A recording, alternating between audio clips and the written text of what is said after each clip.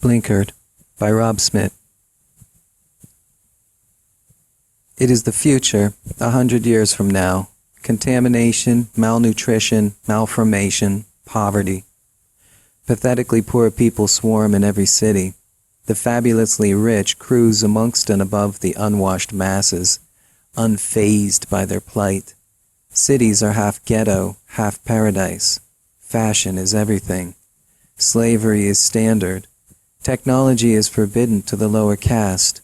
Human rights no longer exist. Life has no value. And murdering slaves is commonplace. Paris da Costa was 37, an exotic Latina matron who inherited an enormous fortune, and she was known for having huge, beautiful eyelashes. More accurately, she was internationally praised for having huge, voluminous lashes. Her eyelashes graced all the fashion magazine covers on a regular basis. She was featured in many advertisements, which showed off her unmistakable side profile as she sold perfumes and other luxury items to the ultra-richers. Paris's eyelashes were fake, but they were exceptionally large fakes. When Paris first entered the fashion world, she routinely wore long eyelashes of up to an inch in length to make up for what she thought were her unimpressive, muddy brown eyes. But over time, her media persona, her personal fortune, and the hype of her appearance all evolved in tandem. When she was a young girl, they were the size of playing cards, and with them she landed a contract to be the face of Lancome makeup. In her 20s, her lashes boosted again to the size of hat rims, and she received a government chair on the International Board of Beauty, an appointment which came with a lucrative pay scale and a small island in the Mediterranean Sea. And still, Paris da Costa's eyelashes became larger. Her eyelashes became bigger with each fashion advertising cycle. She became known as the Lash Queen, and became the go-to for all eyelash designs, especially known for her line of customized lashes called flappers, because they were as big as ravens' wings. She had a special helmet built, similar to the helmet of Hermes, the Roman god of speed, which came with built-in robotic lifters for her lashes. The lashes, too, grew heavier over time, as they were first metal-flecked, then later chrome-coated, and then eventually diamond-studded. Now in her late 30s, Paris da Costa's latest eyelash marvels, called the Veils of Mystery, had reached the length and width of pool tables. Her machine helmets were no longer of assistance, as they were not physically able to lift Paris's lashes with their small, subtle mechano-servers. Also, the weight of the helmets had become taxing for her exquisitely slim neck muscles, so she employed teams of workers, slaves, to help her blink, needing at least 4 people to bat her eyelids, and to hold her award-winning lashes aloft, lest they drag in the dirt. To be on Paris da Costa's Blinkered team was a huge honor, but also a huge undertaking. Those who hoped to make it in this endeavor had to attend a university of beauty, and spend up to 2 years practicing and coordinating their blink rhythm. Hours and hours of drilling sounded like this. Okay, on the count of 3, blink. 1, 2, blink. Each student in the class had an opportunity to be the blink manager. The ones with strong logic skills were promoted to blink linking, which involved calculating how to blink when other people with equally elongated lashes were around. There were other courses taught in the university too, courses surrounding women's emotional states, and how different emotional states would require different tempos of blinking. There was a drama class, where students learned to blink, to wink, to squint, and to flutter. There was a debate class where esoteric topics were discussed, like, does blinking lead to emotion, or does emotion lead to blinking? Also hotly debated was 1-2 blink versus 1-2-3 blink. The trend of mega lashes went viral worldwide, in a blink, if you will, and other Richers wanted to have huge lashes and blink teams too. So the demand was there for a common person to graduate and get a job, which in time would become a career, which in time would bring home enough nutrition credits to feed a small family of 2, maybe 3. It was a dream Juan Mo hoped to achieve. Juan Mo had recently been promoted to Blink team manager since the last manager, Cathar, had been spirited away by chokebots the week before. Juan was in charge, but also not in charge. Every growing industry soon developed a controlling bureaucracy, and Juan was scheduled to have a performance evaluation with his regional supervisor of eyelash affairs.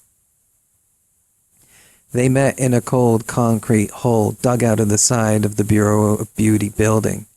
The supervisor, At Bed, who introduced himself as Matt Bedford, a fancy name to be sure, was a small, rat-faced man with horrible plague scars and a flat-top hairdo.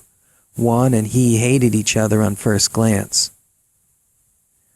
Okay, so it says here, you blinked during your shift 1,522 times? Possibly, admitted Juan. He had lost count that day. Well, your blink counter vouches it to be so. Well, I guess it is then. At squinted as he read further into the report printed on a scrap of plastic bag, his eyes triangular wedges of suspicion. And we've been comparing this with previous dates when Cathar was manager. It seems on average you are blinking Miss DaCosta much faster than the average blink rate nationwide. At had painstakingly drawn a map of the country across the broken wall behind him. Numbers were written in red, possibly with red lipstick he found in the garbage. As you can see, the nation's blinking much slower. This will be marked against you in this performance evaluation. Juan shifted in his seat. He hated being told how to do his job by someone behind a desk, who had probably never lifted a lash in his life. At continued. He circled numbers scratched on the plastic bag. And why did you make these blinks here at 5, 10, and 17 seconds? It didn't seem like it was necessary to blink like that, in addition to your regular blink schedule of 4, 8, 12, and 16. Juan began to explain how there was a wind blowing that day and a risk of Paris's eyes drying out, but At had no sympathy for him. Too many blinks here. You're a college boy, Juan, aren't you? Juan said nothing. At knew he was. Are you aware of the risks of overblinking? Possibly injury to eyelids? Possible injury to canthus and sclera? Sure you are. Smart guy like you? Sure. At leaned back in his chair and regarded Juan for a long time, not speaking, merely shaking his head. What a dick, thought Juan. Finally, At broke the staring competition and turned back to his map wall, contemplatively. I'm afraid, he began, that this has to be actioned upon. According to my calculations, on the day in question, you excessively conducted 245 unauthorized blinks over your 8-hour shift. We will need to mark this on your record, and this is going to come out of your pay. At looked up at Juan with a sneer. Hold out your arm.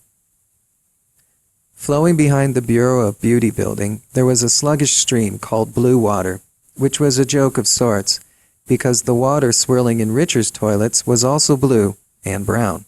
Despite its pleasant name, Blue Water Stream was filled with trash and excrement, just like all other bodies of water in the public commons.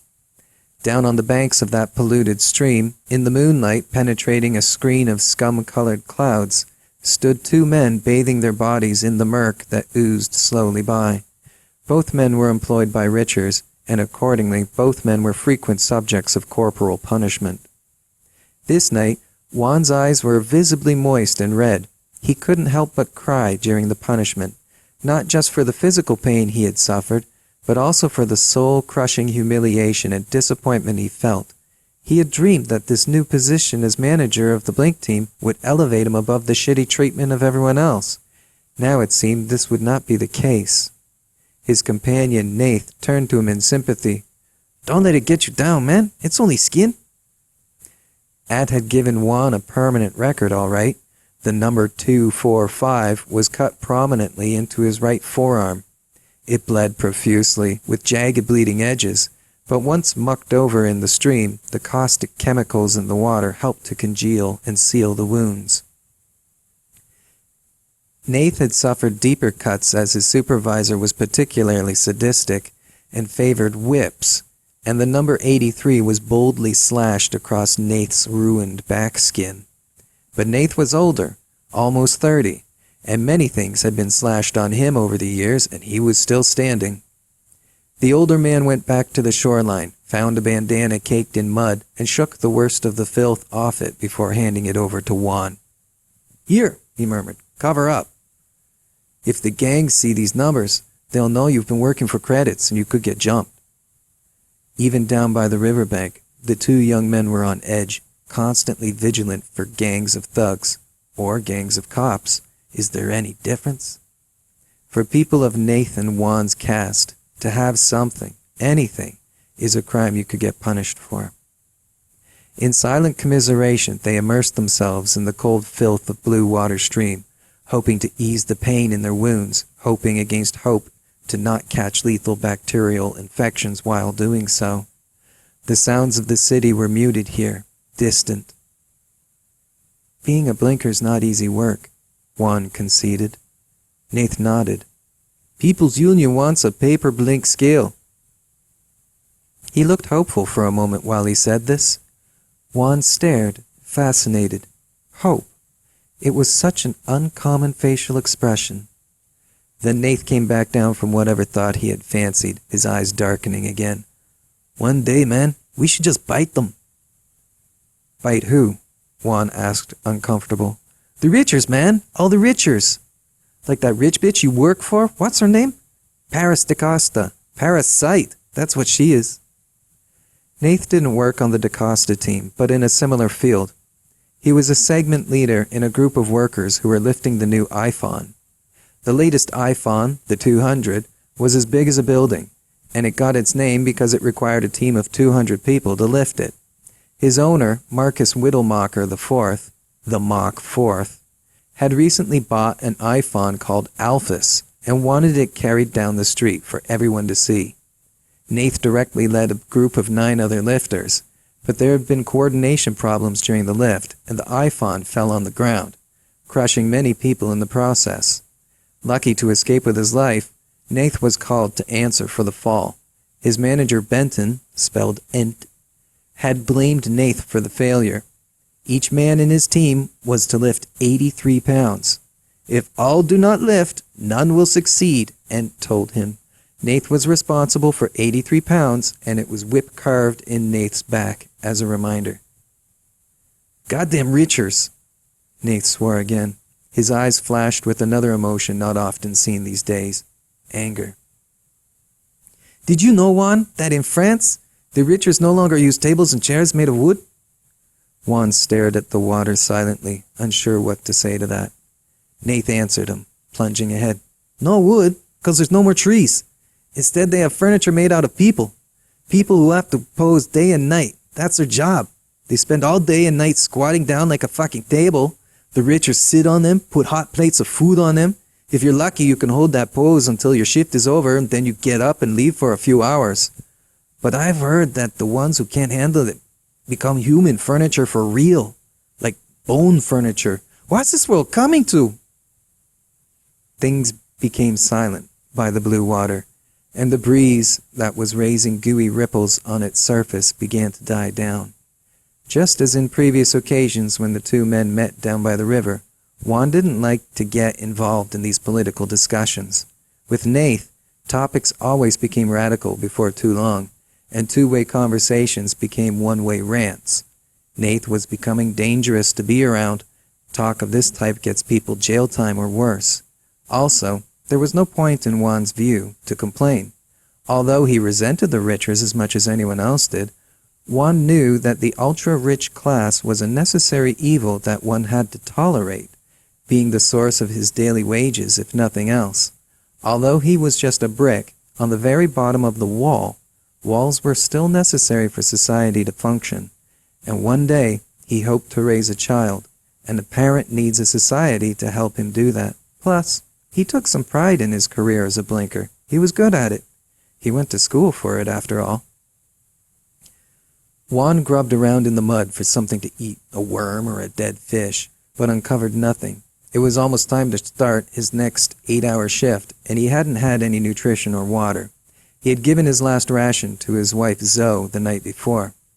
Despite the pollution blanket trapping heat during the day, nighttime came with a chill, and Juan began trembling in the water. He got out and put his raggedy pants and shirt back on, still wet. But he was also trembling for a different reason, too. Nath wouldn't stop with all this Richards rant, and Juan began to feel that cold eyes were watching them. Still in the water, Nath continued to babble. Richards, fuck 'em! If I was in charge of that DaCosta whore's eyelashes, I'd pull them right off. You run right, I run left, rip! Yeah, that's sure. Maybe with no eyelids, she can't ignore how poor she's made all of us. Juan heard a humming in the air and looked up to see nothing. But nothing was something, and something was as bad as anything. First came the humming, and then shapes like discs materialized in the gloom. Chokebots. Nath continued, slogging around in the mud, lost in his diatribe. Nothing but parasites, all the DaCostas, the Wilmakers, all of the Richards. Won't they be surprised when they see the revolt we're planning? A noose of mech steel lashed out from the dark disk closest to them in the sky. The noose encircled Nath around his wrist. He shouted in outrage at first, and then wild-eyed pain, as the noose tightened and bit into his skin. More chokebots cast off their light-bending camouflage and presented themselves in a hovering line, sensors flaring, spotlights blinding. Cold steel choke lines shot out in organized volleys. Within a few seconds, Nath was completely entangled, gasping for air and unable to escape the garrote around his neck. Blood streamed around the encirclements of mech steel, and in places, white bone and muscle showed through. Chokebots never finish off people in public. They prefer to carry their quarry away to the prisons in the south end of the city. Nath was lifted out of the river, still naked, twisting, fish-belly white, and carried away into the pale dusk light of the horizon, a grisly dripping trophy to be filleted by otherworldly fishermen somewhere in the prison zone. Juan Mo shook and shivered until his teeth rattled. He needed to warm up, he thought numbly, so he scooped up Nath's shirt and pants, which were slightly less ripped than his own, and wrapped himself up against a cold breeze which had suddenly filled the waterway.